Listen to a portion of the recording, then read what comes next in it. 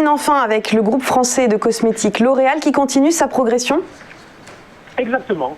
En fait, L'Oréal, on l'avait vu dans une présentation précédente. J'indiquais que la valeur évoluait dans une phase latérale, ce qu'on appelle un trading range en analyse technique. J'indiquais que la résistance était située autour des 320 €, que le niveau support était situé légèrement sous les 300 €. Et donc, on était en fait dans une zone de fluctuation relativement serrée, donc étroite, et que cette bande de fluctuation étroite durait depuis maintenant plus de 6 mois.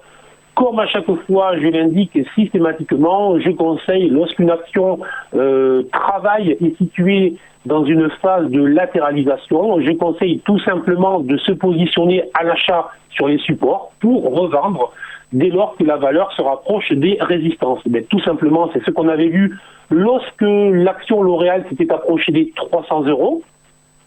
Elle est désormais autour des 320 €. Hier, elle a clôturé à 323 en hausse de 0,59%.